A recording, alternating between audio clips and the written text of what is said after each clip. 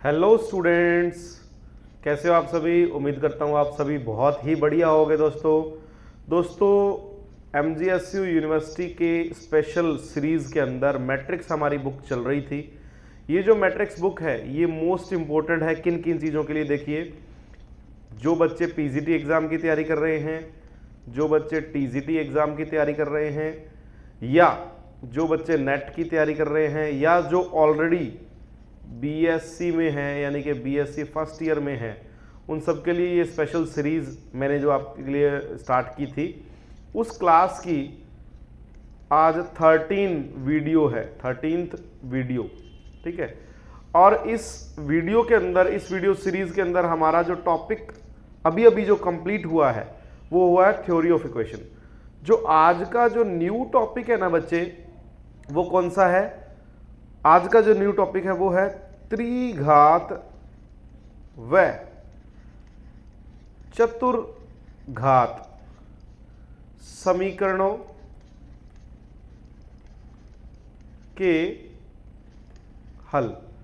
त्रिघात व चतुर्घात समीकरणों के हल, ये हमें आज टॉपिक स्टार्ट करना है। इस चैप्टर की ये आज की फर्स्ट वीडियो है। जिन लोगों ने ये जो सीरीज चल रही है, जिन लोगों ने पहले वाली 12 वीडियोस आपने नहीं देखी है, तो आपको लिंक अभी डिस्क्रिप्शन में नीचे मिल जाएगा। आप डिस्क्रिप्शन में क्लिक कीजिए, आपको लिंक मिल जाएगा। आप वहाँ से पहले से लेके 12 वीडियो तक आप ऑब्जर्व कर सकते हैं, ठीक है। इसको हम क्या बोलेंगे, इस टॉपिक को इंग्लिश में क्या बोलेंगे? देखिए, solution of cubic and biquadratic equations. Okay, solutions of cubic and biquadratic equation, ये टॉपिक आज हम स्टार्ट करने वाले हैं, ठीक है दोस्तों। देखिए, आज का जो हमारा पहला टॉपिक है वो है साइन रूल ऑफ देकार्तेस।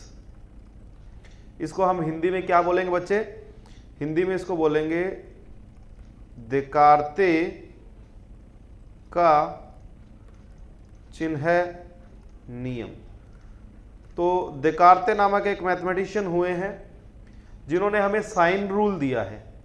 इस साइन रूल की पहली प्रॉपर्टी क्या है? देखिए, यदि समीकरण f(x) बराबर 0 दी गई है, यानी कि हमारे पास कोई भी समीकरण है f(x) इक्वल टू 0, इस समीकरण में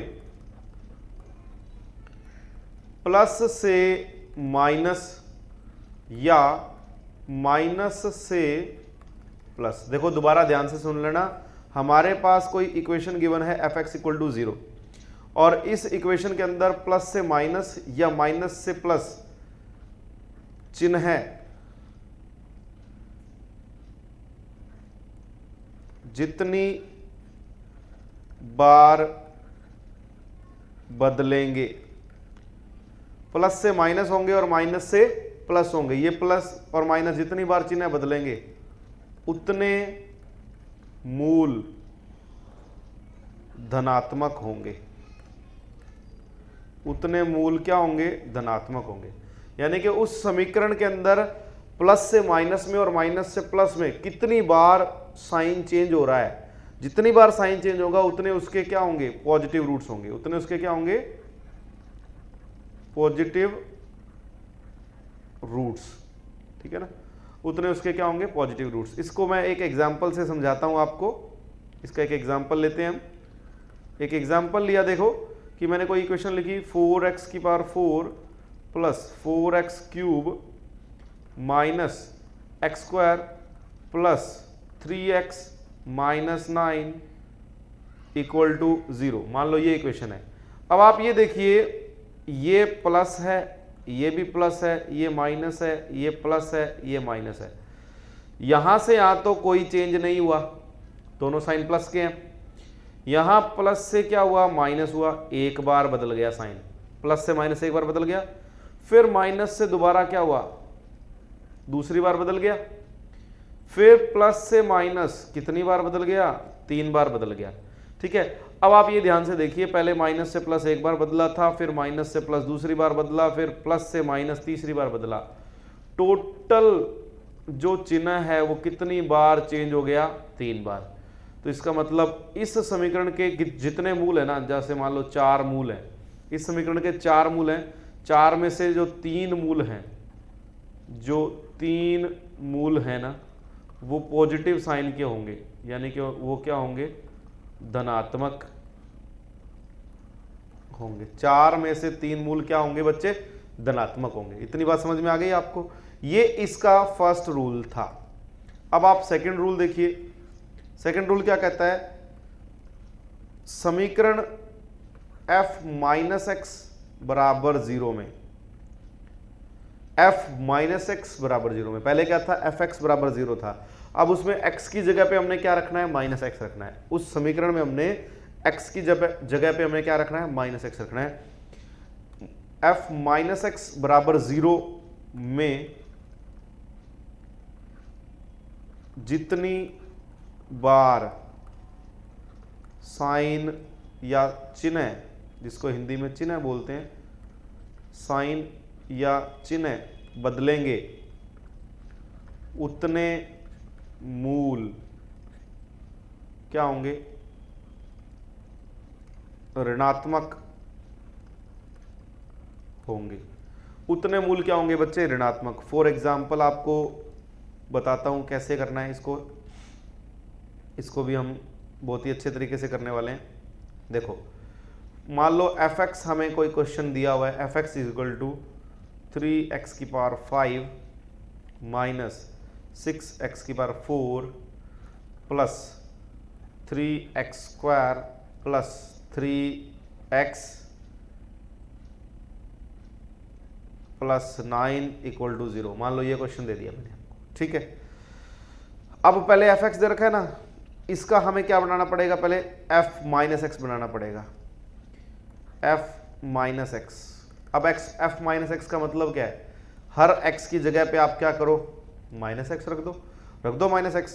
तो ये बन जाएगा माइनस 3x की पावर 5, ये माइनस का ही रहेगा, ये प्लस का बन जाएगा, ये माइनस का बन जाएगा, और ये प्लस का 9 पड़ा ही है। अब आप देखो, माइनस से माइनस नो चेंज, कोई चेंज नहीं हुआ। माइनस से प्लस 1 चेंज, माइनस से प्लस हो गया 1 चेंज, प्लस से माइनस 2 चेंज, माइनस से प्लस 3 चेंज। दोबारा देख लो, माइनस से प्लस एक बार चेंज हुआ, प्लस से फिर माइनस दूसरी बार चेंज हुआ, और माइनस से प्लस वापस तीसरी बार हुआ। तो यहां 3 बार क्या हो रहा है? चिन्ह परिवर्तन हो रहा है। 3 बार साइन चेंज हो रहे हैं। तो बच्चे जब 3 बार साइन चेंज हो रहे हैं तो इसके 3 मूल क्या होंगे? ऋणात्मक होंगे।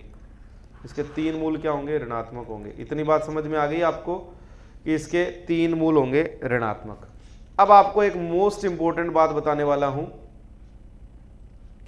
आपने गिवन समीकरण के पॉजिटिव रूट्स भी देख लिए कि कैसे होंगे, नेगेटिव रूट्स भी देख लिए, ठीक है ना। पॉजिटिव भी देख लिए कि कैसे निकाले जा सकते हैं, यानी कि नंबर ऑफ रूट्स पॉजिटिव कितने होंगे, नंबर ऑफ रूट्स नेगेटिव कितने होंगे, ये भी आपने देख लिया। अब हम आपको एक बात बता रहा हूं, जो भी हम समीकरण है, समीकरण के सभी अन्य मूल क्या होंगे? काल्पनिक होंगे। समीकरण के सभी अन्य मूल क्या होंगे? काल्पनिक, यानी कि all other roots of given equation will be imaginary, will be imaginary roots, ठीक है ना।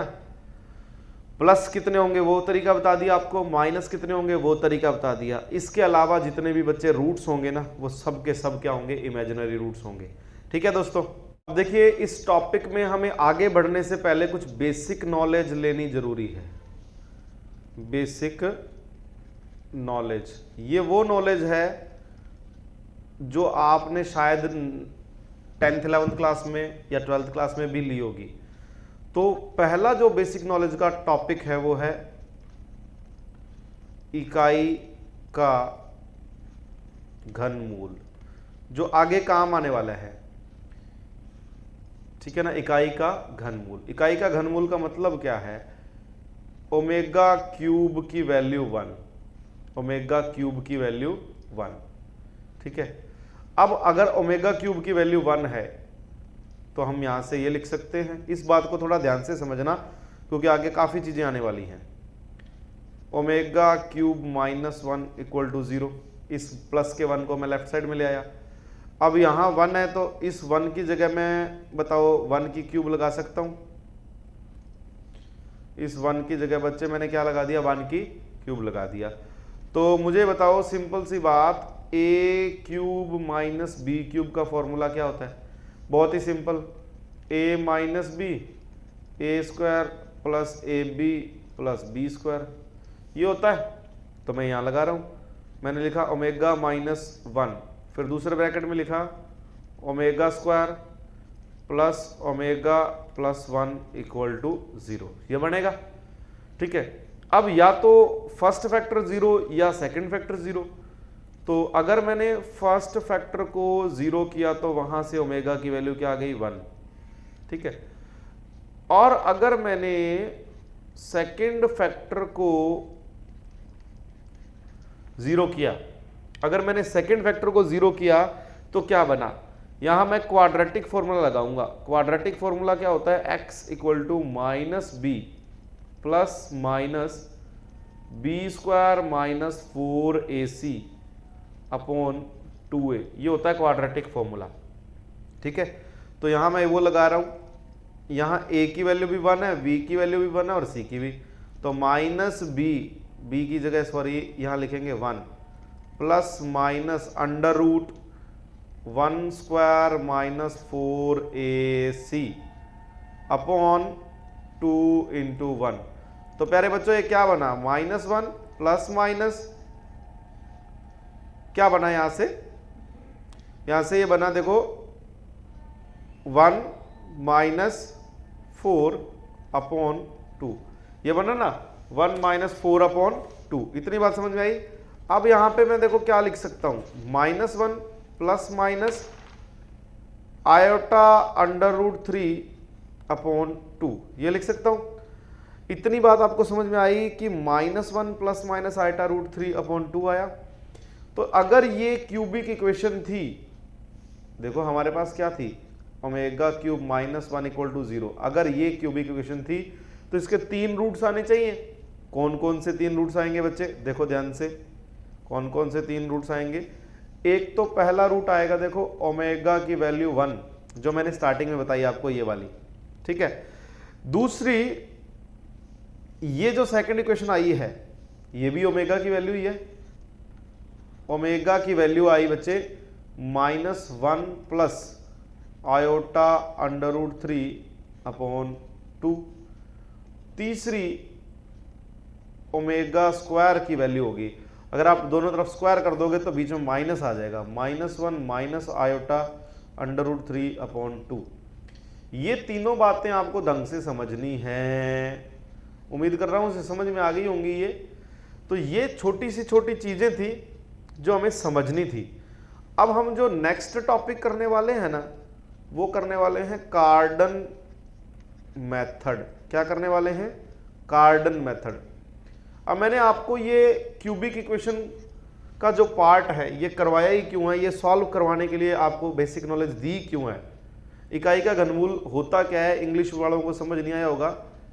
Cube root of 1, cube root of 1, इसको इकाई का घनमूल बोलते हैं, क्यूब रूट ऑफ यूनिटी। ठीक है, तो कार्डन मेथड की जो मैं बात कर रहा था, ये कार्डन मेथड जो है ये त्रिघात